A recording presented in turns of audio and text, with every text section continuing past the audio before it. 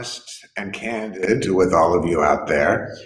I came down here to headquarters from a bed after having terrible sciatica and walking around with a big cane that they made for me in China years ago.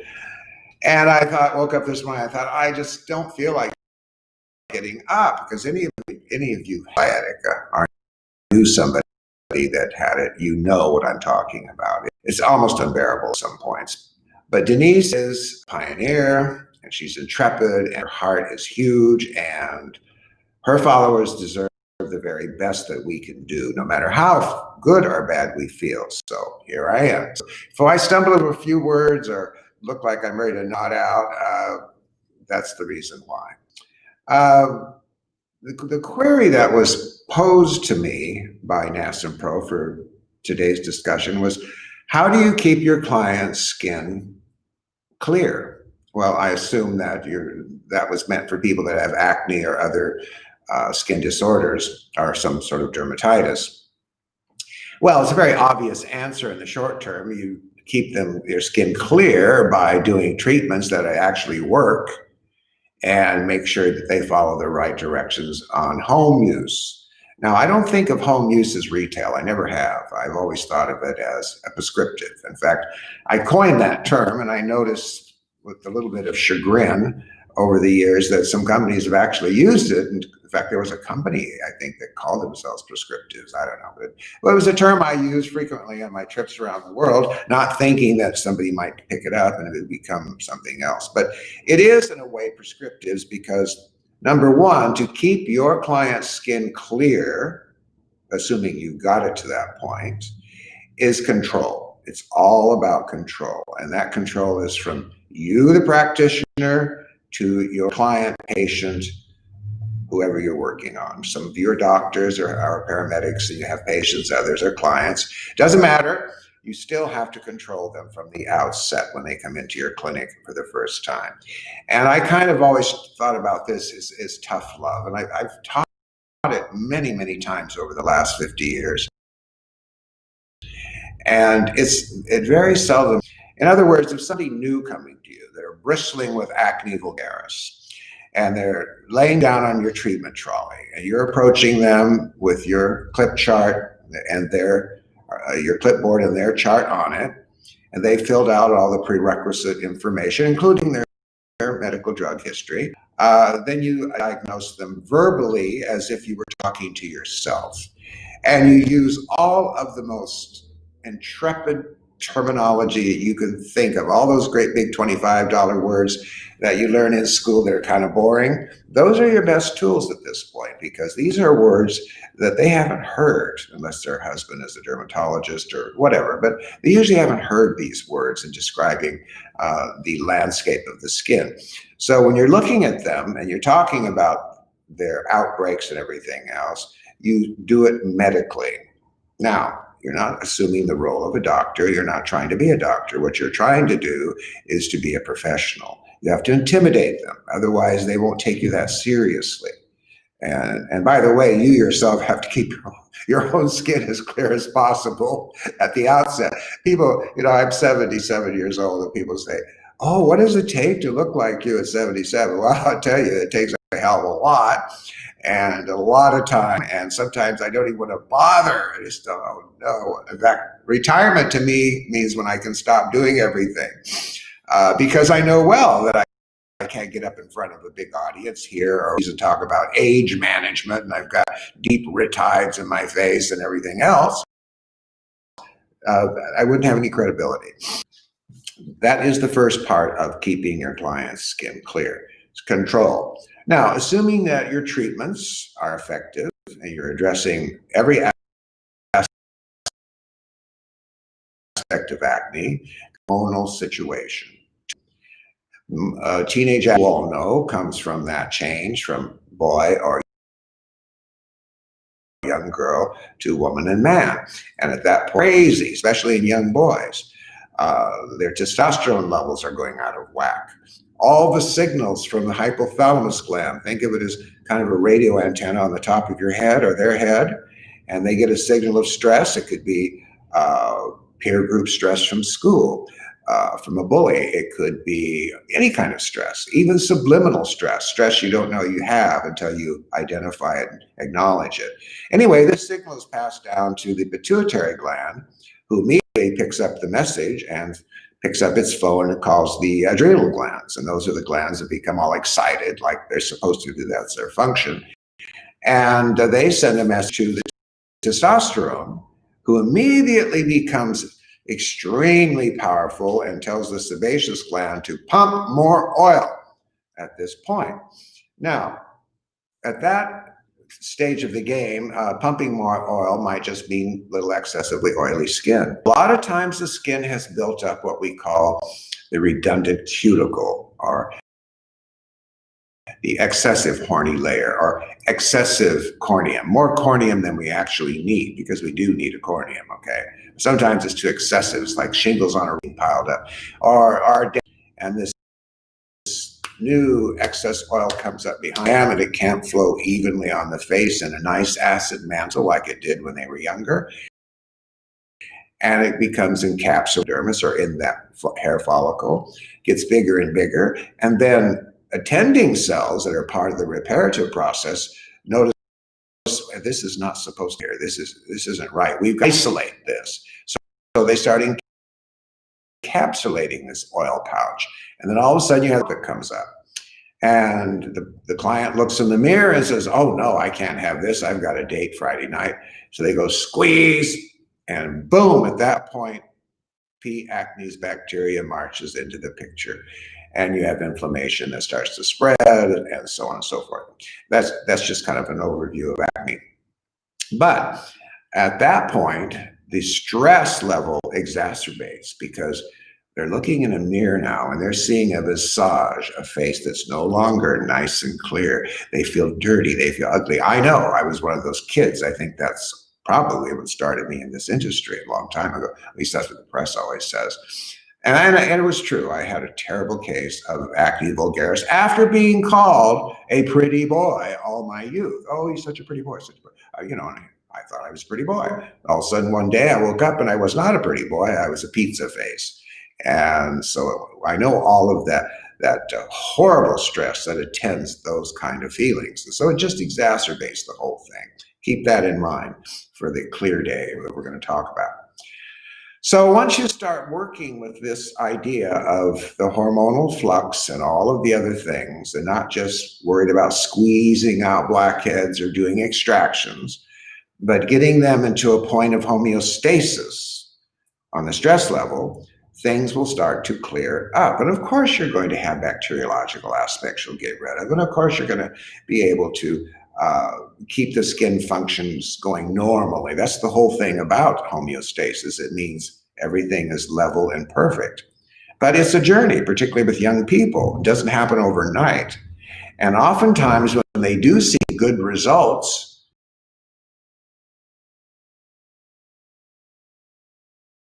they think, oh, well, that's really our toolkit to maintain their clear skin that you have given them. And it's very, very important that they're cognizant, they're aware of these tools as they are. For example, DMK has one little tool we call Accutherm. And it's old-fashioned idea I came up with a long time ago. It was, back in those days, it was medical petrolatum type salve, which did not encourage more acne like you think it might. And I loaded it up with all kinds of rubefcients. And rubefcients in chemical speak means ingredients that create a pseudo heat or false heat, not like a Fahrenheit heat, but a chemical heat. And what this would do literally would be it would blast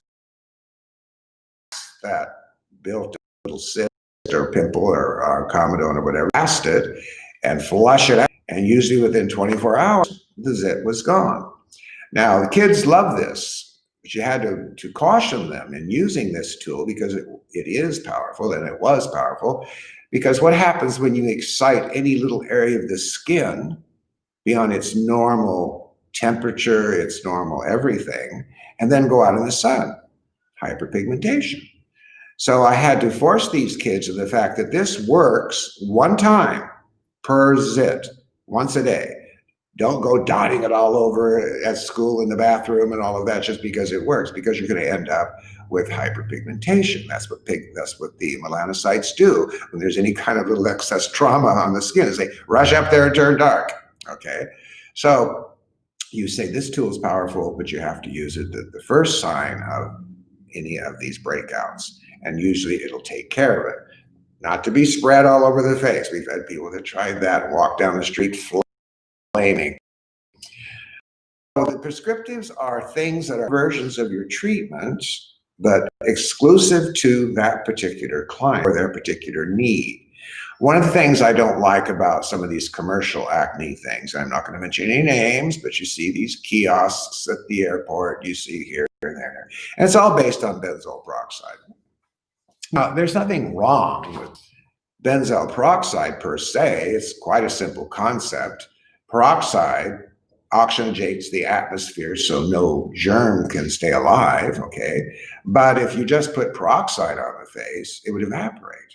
You might kill a few superficial germs and it wouldn't really do anything. You have to add a wetting agent like benzoyl. A wetting agent is something that's wetter than water and pulls the peroxide down into the pore, where then it kills off the P. acnes bacteria, and that's fine. Except for a maintenance, a home type of deal all the time, you're going to eventually, and sometimes sooner than later, absolutely destroy the natural acid mantle of the skin that is comprised of sebum from the sebaceous oil and water or sweat from the sudoriferous secretion. Both of those secretive glands pump up this acid mantle which covers our skin every day of our life when we're young and born, and protects us from many, many things, and also gives our skin the elasticity and moisture. See, there really is no such thing as a moisturizer, not in our profession. That's for over the counter in a store. The moisturizer actually was a buzzword created back in the 60s by New York Avenue advertising company to sell beauty creams. Now, creams are lipid-based. They have nothing to do with water. They can include water. They're not really water at all. Only water is a moisturizer. And we were born with our own moisturizer. Sudoriferous secretion from the sudoriferous gland and sebaceous secretion from the sebaceous. That's why they're there. I've actually had some professionals, medical people, that think that our glands, those glands are a throwback from a former time in the dark ages, and we don't really need them anymore, but I don't agree with that. Not only do we need it, but we restore it when we're taking care of ourselves with a couple of products that are mocking those secretions. So to keep this person on track, the tools that you hand them must be absolutely paramount. And you got to scare them again here, because, okay, now their skin is clear and they feel good about themselves, and they're going out and they're putting makeup on and they're doing this and they're doing that, thinking, well, it's changed. Well, it isn't changed. You still have puberty, growth, have these other things to go through. And adults that have onset adult acne have another type of stress level that exacerbates their condition. So what you do to control the stress is to really hone in on the importance of their home prescriptives, as if they were keys to the kingdom. Each one is vitally important, and you emphasize that over and over again. They can go back to what they were before. But if they keep doing that, they end up with what? Cuneiform scars. Cuneiform scars, ice pick scars that are so hard to get rid of. We can get rid of them. We have many, many times, but it's a pain. And it's a lot of work on behalf of the therapist and the client to achieve that smooth, firm, tight skin again once it's been scarred.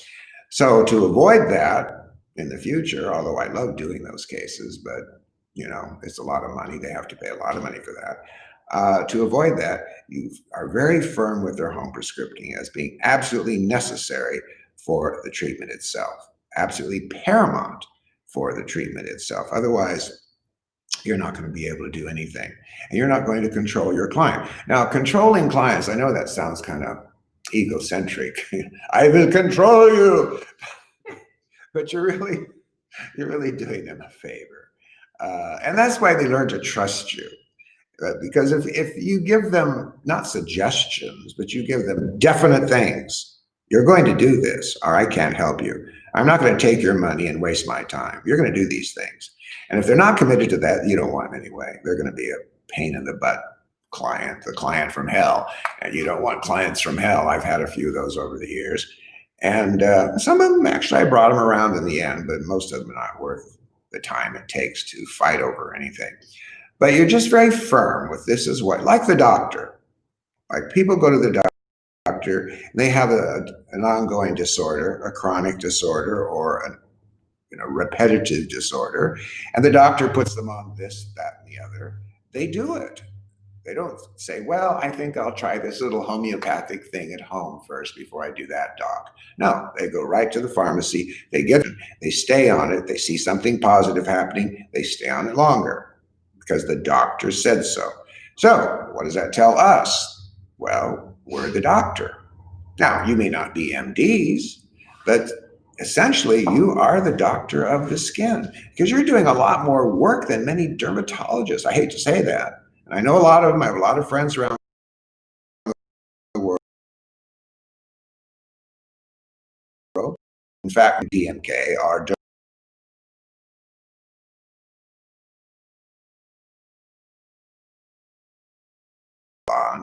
are mostly drug pushers. Write a script, do this, write a script. Oh, but you need filler, you need Botox. There's where we'll do a lot of work on you. But when it comes to these things like dermatitis and acne, it's a prescription. You go home and do this. No, we don't do that. We walk through the journey with them until they're at a point where they understand their condition. They understand exactly the tools they have in their kit at home that's going to circumvent this. So now the stress level is removed. They see a couple of bumps come up. Oh, I know I can take care of that by the weekend. And they do. And when that happens, all of these signals of stress from the hypothalamus all the way down through the cascade start to get less and less and less. And now you have an internal healing as well as topical healing working for you. And at that point, the client is yours until they start developing aging problems. You've got them through their teenage years and they're still here and they're still coming in for lines, wrinkles, and things like that because they absolutely trust you. We are so blessed to have so many people like this around the world. I've got third generation DMK practitioners, and their sons and daughters have actually taken over their business and they've retired. You know how old that makes me feel at 77? It's just, well, how's Susie Stupenfetched in Germany? Oh, she sold her clinic. She's very happy, says to give you her love. And I'm going, what? And I'm still here. I'm not sitting with J. Martin Werwand of Dermalogica and the south of and the coast of Spain having sold out. No, I couldn't do that. I was just thinking about that this morning while wincing with pain from sciatica, that when will I retire? Because, you come to a point where you feel that you don't need to prove yourself anymore at all. And I don't think I ever was trying to prove myself anyway. I just saw the vision, saw the work, and just did it. Sometimes I would be on the toilet at 3 o'clock in the morning and come up with epiphanies and ideas that later became treatments in what we do. And so the retirement doesn't seem possible to me because I've managed, and you can do this too if you think about it, I've managed to create a lifestyle with business. In other words, DMK, which is also an abbreviation of my name, is my world. Now, does that mean that I don't take off and do fun things or, go to galas or theater? No, I do all those things too. But even then, many times it's associated with DMK. So I can't see myself, just taking off until I'm really ridiculous. And I'll know when that comes, on the stage or in front of a camera and sound least bit somewhat credible, it's time to hang the hat up and wander off into the sunset, dribbling and drooling in a wheelchair. But anyway, it is your obligation to keep your client's skin clean after the first success. A lot of people get carried away. They work on someone for a long time. They take before and after pictures, which, by the way, are very important. More important now than ever before, because we're in a virtual world. We're not in a text world where a lot of words or people are going to stop and read anything. That's why my PowerPoints are way too wordy, and they have not looking at me. I'm the one that's doing the exchange of information. In fact, when I started this business, they didn't have PowerPoints. I went around the world with a flip chart and a carousel where I put slides in that clacked of the before and afters, and the rest of it was just communication with the audience and teaching. That's how I started all those years ago. Now it's all slick PPTs, and there's just too much verbiage in them. So photos are essential.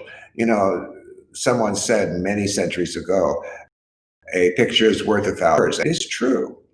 I see many people nowadays, especially some of our practitioners, posting their really good pictures constantly on Facebook.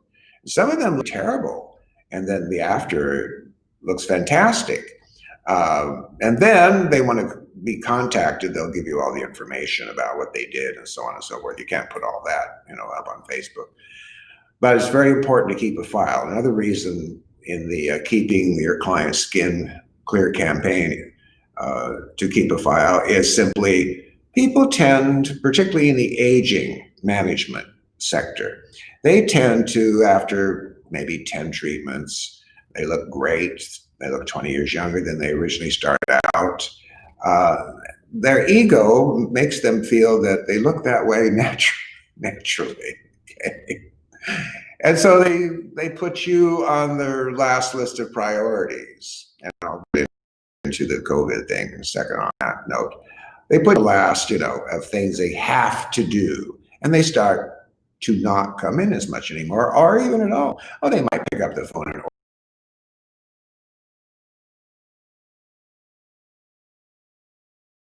of photos, and then call them up and say, I haven't seen you for a while. You've been ordering deep pore cleanser and so on, but I haven't seen you. How are you doing? Oh, I'm doing fabulous. I look great. Oh, really? Well, remember when you first came in? You show a picture.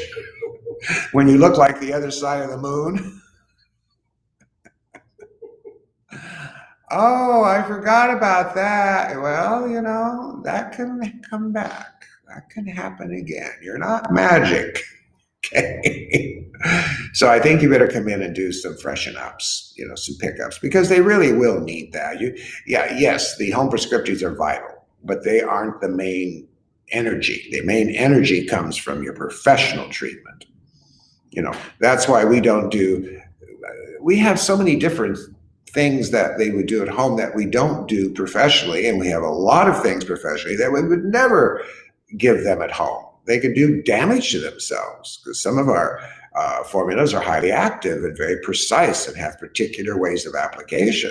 So we wouldn't mix those two together, the professional being the back bar size of the home prescriptive. I've never bought into that concept. To me, that's just too retail, and it doesn't fit with the professional thing, the professional status that we work so hard to achieve. All right.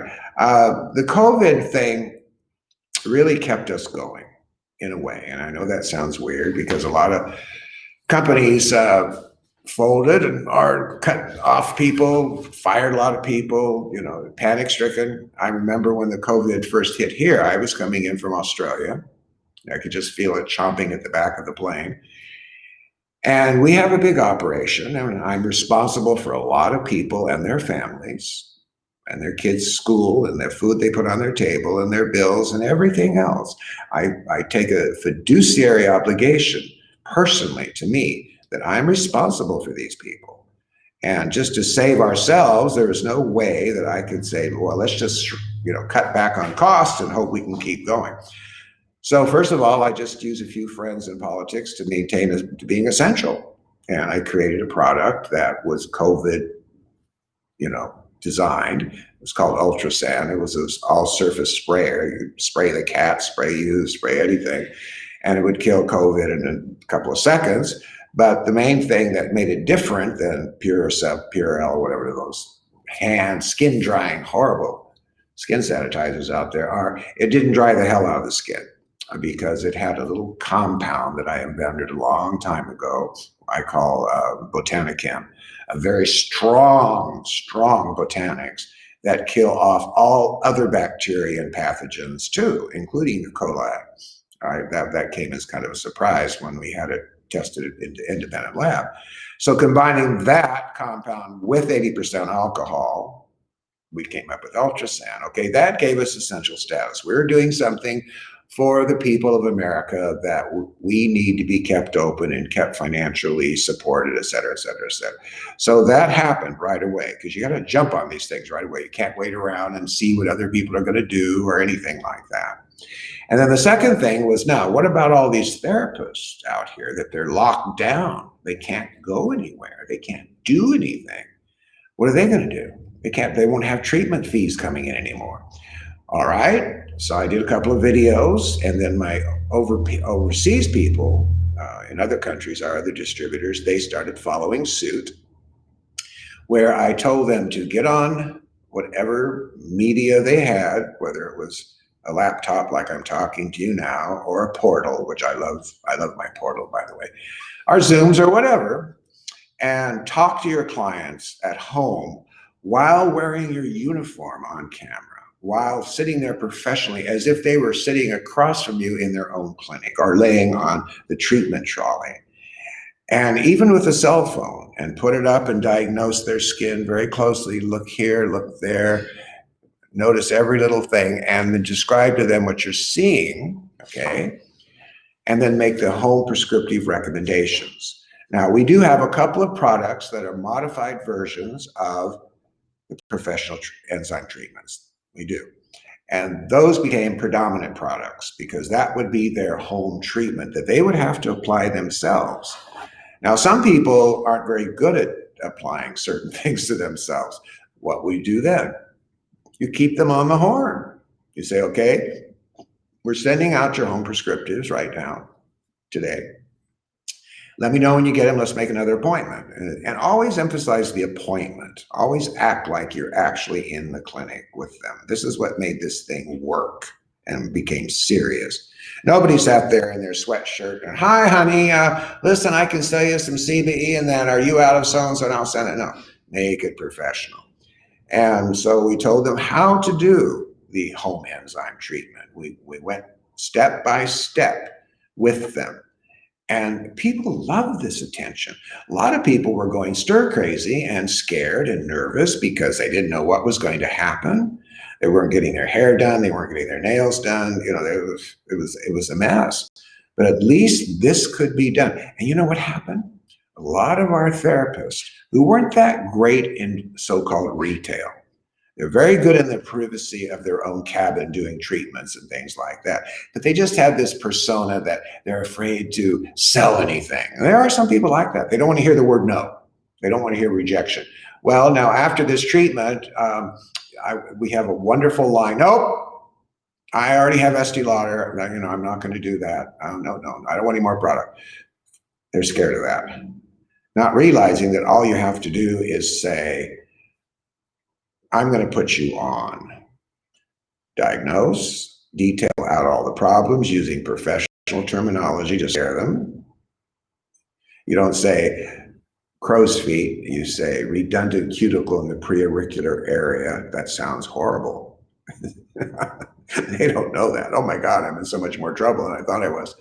And then the words, I'm going to put you on, just like the doctor in his office or her office that takes a wooden tongue depressor and says, say, okay, you got strep throat. I'm going to put you on ampicillin 500, and you go to the pharmacist and get it. Same deal. And this worked. These people that were reluctant salespeople, but good practitioners, learned how to talk home prescriptive retail because that's all they had. And that's where their money was coming from to pay their bills. So they were forced to do this. And now, as certain places are lifting the lockdowns and they're going back into their clinics, their business has increased 50% and more. And I was shocked at that. I was literally shocked because I don't pay attention to money. In the early days of this, I was a ship in full sail, leaking money all over the place. If it wasn't for my business partner, Randy Larson, I would not be a wealthy man. Trust me, I have no regard or even understanding of money at all. Nothing. Helpless, idiot. But so I didn't really realize what was happening on the financial front with our company around the world. And then so I asked one day at the office, I said, well, are we okay? I mean, are we paying bills? Are we making sure the salaries will be covered and everything? Because we didn't fire anybody. In fact, we bonused all the people in the lab and in the warehouse because these people were frontline workers. They were the ones with the most risk, not the execs in their private office upstairs with masks and shields on, but all the other workers that would bring the stuff coming in from outside and raw materials and all this other stuff, they were at risk. So we bonused them to let them know, we know their families are out there, we know they have kids to feed, and we know everyone's scared to death, but they've got a good place here. And so when I asked the question, oh, are we okay? Oh, hell yeah, we're up 60% in retail. Oh my God. So, you know, a lot of times when you're in a place in your life, even in your own clinic, where you just feel hopeless because things aren't moving and things are not the same as you'd hope they would be. And it's so easy to talk conspiracy theories and this mysterious deep state that's out there controlling everybody and not realizing that this is your failure, but it could be your success. When you see hard times coming your way, if you're good at all, if you believe in yourself, that's number one. If you believe in yourself and your talents, your brain and your skills, okay, then you seize the bad times as an opportunity, not just a bad time. And I kind of think I just felt that this worldwide pandemic was an opportunity to do more, to really focus in on what we do best. That's how. So all of that has to do, I guess, going back to the main subject at hand, is how do we keep people's skin clear? You keep them clear by creating a family situation that they are a member of, and they will stay a member for the rest of their life. And they'll tell it to the next person and the next person and to their children, and it'll go on into legend, and your name will be on the front of that legend wherever you are. Thank you. Oh, the kid, sorry. See, I'm not. All right. My nephew's better at this kind of stuff. No, you're great today. All right, so I'm supposed to ask you a question, and then whoever gets the right answer will get, oh, the AccuSystem. This is fantastic. This is a really good startup for someone that's just starting. This is everything. And I won't go to the story why we created these kits. I never liked kits until this. I wasn't a kit person. But anyway, the question will be, whoever can answer, what are the 4 categories of the DMK concept? Now, it's 4 words that describe the DMK concept. 4 words. Anybody? All right. There should be 4 words. I was going to say I know, but apparently I'm ineligible to win. So we need to be watching in our comments to see who is going to be the first person to answer that. Yeah, it's 4 words. 4 words. Yeah. I'll give you a hint. We have it printed on T-shirts. We have it everywhere, all over Facebook. Oh, I think we have one. It's called RRPM. Tell me the words. Okay. Olivia, we have remove, rebuild, protect, and maintain. Yay! All right, Olivia, and that was the first one. Yep, Olivia Duenas. Olivia, you are the winner. Congratulations. So either private message me your contact details or send me an email at denise@NASNPRO.com, and I will make certain that we get your kit that DANNÉ loves to you. And congratulations on being the first person to answer that question. But DANNÉ, I have a question for you. Sure. So, in the world of trends, which I know you love talking so much about, are we moving from an antibacterial world to an antiviral world? And what does that mean? You've got it. Totally. No, that is true. Because the word, okay, trend is merely making hay out of something that's temporarily in everybody's face and running with it. It's an entrepreneur's vehicle. And yes, viral will become the next buzzword. It already is, okay? In a way, that's kind of good because the antibacterial is getting way, way too much. You know, we do a whole thing on microbiome now. And the way we've understood bacteria, it's gotten a bad rap for many, many years. Everything has to be anti. No, that's not true. But anyway, that's another story. Antiviral will become a hot item. How they can apply it to skincare products, I'm very interested to watch this. Now, I know a few things that are naturally antiviral. One of them, is going to cause one of them is these ancient trees called olive trees.